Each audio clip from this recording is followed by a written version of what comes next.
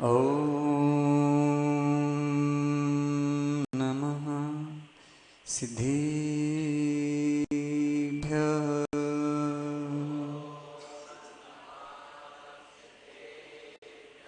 ॐ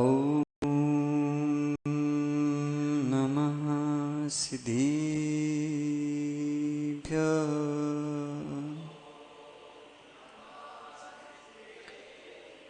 सुकण्ठे सोहा जिदिवसङ्घम् हिमालयुक्तां विशालगन्धं सुपेखणिजायलसोष्ठुमज्जं तं गोमटेशं प्रणमामि नित्यम्। नमो अरहन्ताणं नमो सिद्धाणं नमो आयर्याणं नमो वज्रायाणं नमो लोये सौवसाहुणं झिंझिनवाणी जिनेन्द्रवाणी सुन लो भैया जिनवाणी सुन लो भैया जिनवाणी बोलना बाणी ऐसी तुम ज्ञानी बन जाए वीणा सी वाणी बोलना बाणी ऐसी है ज्ञानी बन जाए वीणा सी वाणी मन मोहित हो जाए प्राणी मन मोहित हो जाए प्राणी जिन वाणी जिनेन्द्र वाणी सुन लो भैया जिनवाणी सुन लो भैया जिनवाणी जन्म देने वाली माता ये तेरी ममता ही देती है ज्ञानी जन्म देने वाली माता ये तेरी ममता ही देती है ज्ञानी देती समता माँ जिनवाणी देती समता माँ जिनवाणी जिनवाणी जिनेन्द्रवाणी सुन लो भैया जिनवाणी सुन लो भैया जिनवाणी आचार्य विशुद्ध सागर का मुंडिया कह रहा तुमसे सुन लो आचार्य विशुद्ध सागर का मुंडिया कह रहा तुमसे सुन लो नमोस्तु शासन जयवंत हो नमोस्तु शासन जयवंत हो जिनवाणी जिनेन्द्र वाणी सुन लो भैया जिनवाणी सुन लो भैया जिनवाणी। अनंतानंत परम सिद्ध भगवान की 1008 मूल नायक श्री पासनाथ भगवान की 1008 श्री पदम प्रभ भगवान की परम पूज्य आचार्य भगवान कुंद कुंद स्वामी की परम पूज्य आचार्य भगवान गुरुवर विशुद्ध सागर जी मुनि महाराज की परम पूज्य मुनिवर श्री आदित्य सागर जी महाराज की 3 कम 9 करोड़ महामुनिराजों की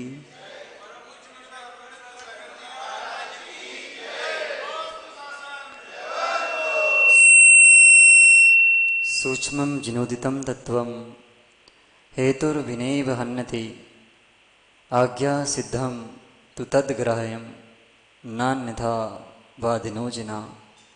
भगवान जिनेन्द्र के जो तत्व हैं वे अति सूक्ष्म हैं, किसी हेतु के द्वारा खंडित नहीं किए जा सकते।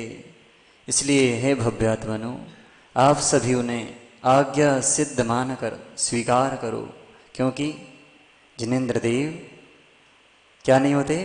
अन्यथावादी नहीं होते। जो कह दिया वो सत्य होता है।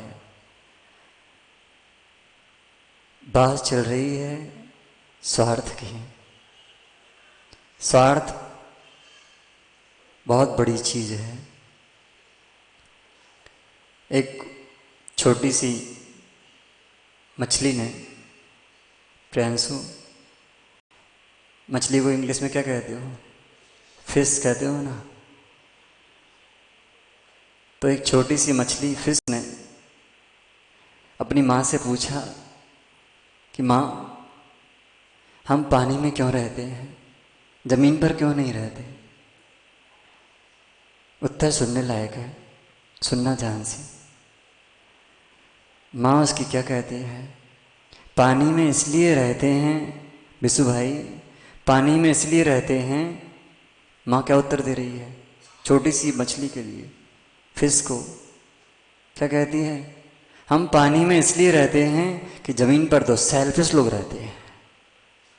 सेल्फिश मतलब स्वार्थी लोग रहते हैं, इसलिए पानी में रहना अच्छा है। ठीक है?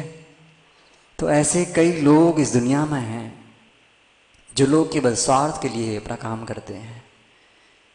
बात प्रारंभ करते हैं। सबसे पहले 5 बातें याद रखना, कौन कौन से लोगों से बच के रहना है और किसके साथ में रहना है। सुमित ध्यान रखना। सुख में साथी, पहला व्यक्ति जो सुख में साथी होता है। आप एक घर में जन्म लिए, अमित भैया, एक आप घर में जन्म लिए, माता पिता ने आपकी खूब सेवा की, पढ़ाया लिखाया, सब कुछ किया। देखो, घटना किसी और की नहीं है, हम सभी की है। समझना बस है कि हम कैसे जी रहे हैं अपना जीवन। तो एक माता पिता ने एक पुत्र को जन्म दिया और उसे पढ़ा लिखा कर बड़ा कर दिया। समय आया अब सेवा का, किसका? माता पिता की सेवा का। जब तक सुख था तो माता पिता के साथ रहा, और जैसे ही स्वयं करोड़पति, अरबपति, खरबपति हो गया, अब माँ को भूल गया, पिता को भूल गया। वो गांव में रहने लगे और ये शहर में पहुंच गया। पिता की हालत अब गंभीर थी। उन्हें पता चला कि पिता, बेटा एक शहर में बड़ा मालिक है कंपनी का, और पहुंच गया उसके ऑफिस के पास। चौकीदार ने कहा, कहाँ से आए हो भाई? क्या कहता है पिता? क्या कहता है? इस कंपनी का मालिक मेरा बेटा है। खबर पहुंचाई गई ऊपर, अविरल भाई, खबर पहुंचाई गई ऊपर कि आपके पिताजी आए हैं। उस समय बेटा बहुत सारे ऑफिसरों के साथ मीटिंग में था। तो क्या किया कि भाई अभी समय नहीं है, बाद में आना। किसके लिए? पिता के लिए क्या खबर पहुंचाई भैया कि अभी समय नहीं है, बाद में मिलेंगे। बोला नहीं कि पिताजी को वहाँ रोक दो। अरे बोलता तो अभी, लेकिन पिता से रहा ना गया। वो ऊपर चढ़कर दरवाजे के पास आ गए। कपड़े कैसे थे? फटे हुए कपड़े पहने थे। क्या हुआ? जैसे ही पहुंचा तो ऑफिसर लोग पूछते, ये कौन आ गया कपड़े फटे पहनकर? बोले कोई कारीगर होगा यहाँ काम करने वाला। जैसे ही पिता ने शब्द सुने, क्या हुआ? अटैक आ गया और उनकी मृत्यु वहीं हो गई। अब सोचो, जिस पितृ को जन्म दिया, 20 वर्ष तक पाला पोसा, जो केवल सुख का साथी बना रहा कि जब तक पिता ने हमको सुख दिया तब तक हम उनके साथ रहे। क्या आप ऐसा जीवन तो नहीं जी रहे कि जब तक आपके पास पिता आपके सुख दे रहे हैं तब तक आप उनके साथ रहोगे? ऐसा जीवन जीने वाला व्यक्ति निश्चित रूप से दुख ही पाएगा, क्योंकि दुख देने से दुख ही मिलता है, सुख कभी नहीं मिला। ये नियम है। सुख देत सुख होत है, दुख देत क्या सुख नहीं, दुख ही मिलेगा। इसलिए विचार करना है किस बात का, कि हम सुख में साथी हैं कि दुख में। सुख में साथी सभी होते हैं, पर दुख में साथी वही होता है जो स्वार्थी तो होता है पर सामने वाले का हित जरूर चाहता है। कैसा? आचार्य भगवान भट्टके स्वामी ने लिखा है, आदिदम कादब्बा जई सक्कई परहिदम कादब्बा, आदिदम परहिदादो आदिदम सुट्टुवी कादब्बा। आपसे यदि दूसरे का हित नहीं होता है, श्रेष्ठ है अपना हित करो। यदि दूसरे का हित बनता है तो करना चाहिए, लेकिन श्रेष्ठ तो केवल आत्महित है। लेकिन दूसरे को दुख देकर सुख पाना ये सम्य दृष्टि का लक्षण नहीं है। विचार करना है। अभी पूरे चातुर्मास में व्याख्या होनी है, केवल हमारा जीवन हमको कैसे जीना है। आज तक हम यही देखते आए हैं कि दूसरा कैसे जीवन जी रहा है, आज तक हमने ये नहीं देखा हम कैसा जीवन जी रहे हैं। देखना, कई लोग मिलेंगे आपको, प्रियांशु तुम ऐसे बैठे हो, धोती पहनकर क्यों आए? उन्हें तुम दिख रहे हो, लेकिन वो पैंट शर्ट पहनकर बैठे हैं। अनिकेत, वो नहीं दिख रहा, हम पैंट शर्ट पहने क्यों बैठे हैं? अरे उसकी क्रियाएं देखो, वो सुबह अभिषेक कर कर आया, पार्श्वनाथ बाबा की अभिषेक किए, तुमने तो कुछ नहीं किया। उपलक्षण मात्र है, नाम भर ले रहे हैं। अपने आप को समझना है कि हमारी दृष्टि वैसी तो नहीं है। समझ में आया कि नहीं आया? अभी और समझना है। अभी समझे नहीं हो, केवल अभी ज्ञान में आया है, समझे नहीं हो। जिस दिन समझ जाओगे उस दिन सच्चे स्वार्थी बनोगे और यहां बैठे मिलोगे। संभव भैया, क्या संभव नहीं रहना है? अब जो काम असंभव सा लगता है उसको संभव करना है। इसलिए सच्चे स्वार्थी बनना है तो सुख दो। किसको? पर को सुख देने की अपेक्षा स्वयं को सुख देना प्रारंभ करो, और सुख मिलेगा किससे? ये सबको पता है। भोजन से पेट भरता है? भरता है? नहीं भरता। एक थाली लगा दी, माँ ने 56 भोग रख दिए, बेटे को बुलाया, बेटे भोजन कर लो, बेटे भोजन कर लो। संभव कहता है माँ वो नहीं है। पारस भैया, संभव क्या कहता है? बोले वो नहीं है। माँ पूछती है, बोले नमक भी डला है, मिर्ची भी है, तड़का भी डला है, सब कुछ डला है, लेकिन वो क्या कहता है? वो नहीं है। माँ पूछती है, वो क्या नहीं है आर्यन? क्या नहीं है? गिलकी में क्या नहीं है? बोले वो नहीं है। क्या वो नहीं है? इतना पूछ लिया तो माँ ने, बेटे ने दोहरा कहा, संभव बोला, माँ भूख नहीं है।